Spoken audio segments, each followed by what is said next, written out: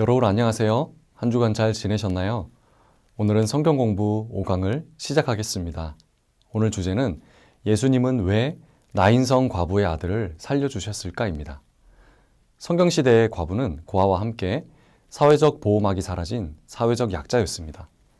과부를 뜻하는 히브리어는 알마나인데 벙어리를 뜻하기도 합니다. 이것은 과부가 억울한 일을 당해도 자신을 변호해 줄 남자가 없고 어디 하소연할 데도 없는 위치가 되었음을 보여주는 표현입니다. 그래서 하나님은 구약시대 때부터 사회적 약자인 과부나 고아, 나그네를 잘 돌보라고 명령하셨습니다. 과부를 배부르게 하고 항상 과부를 위해 곡식을 남겨두라고 하셨습니다.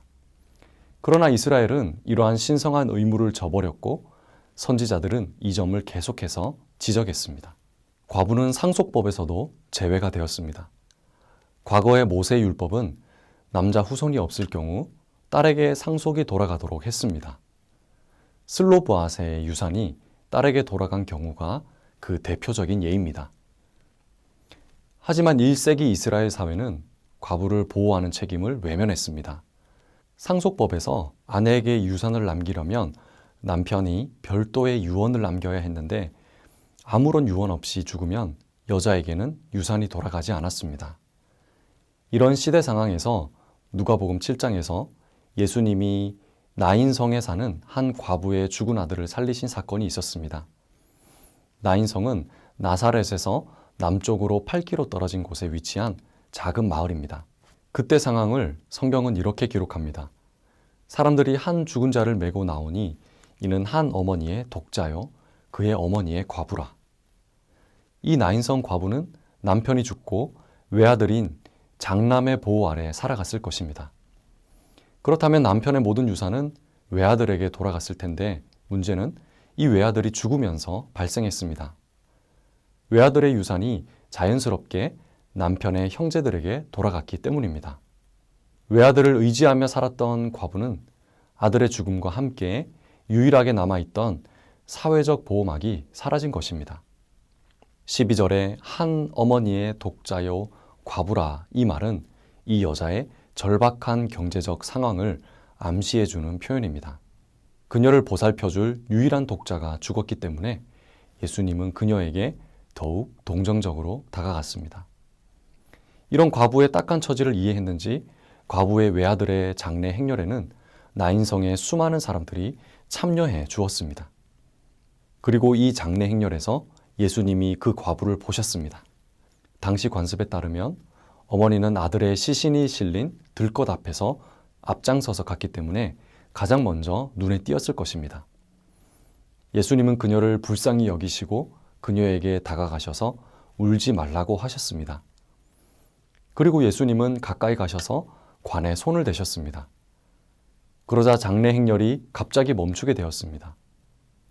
당시 장례는 천으로 감싸인 청년의 시신을 누인 들것으로 운반되고 있었습니다.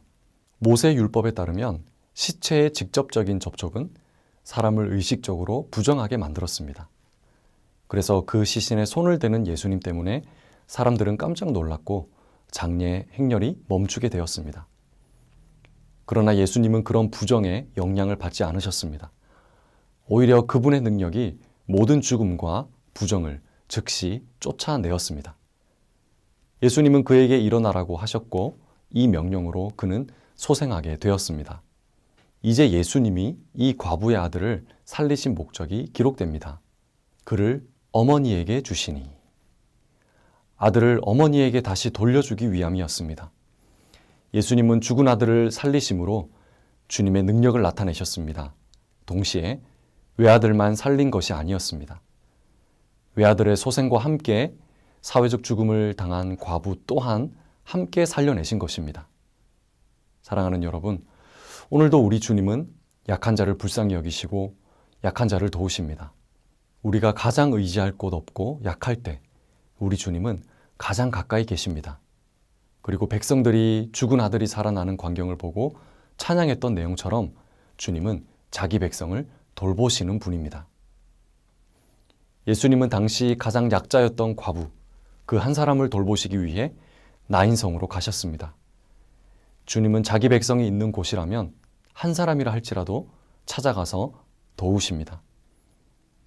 오늘 우리도 아무데도 기댈 곳이 없을 때, 모든 소망이 다 사라진 것 같을 때, 우리 주님은 우리에게 가장 가까이 계십니다.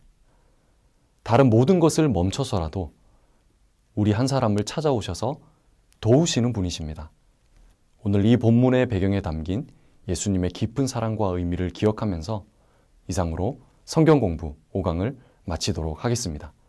여러분, 수고하셨습니다.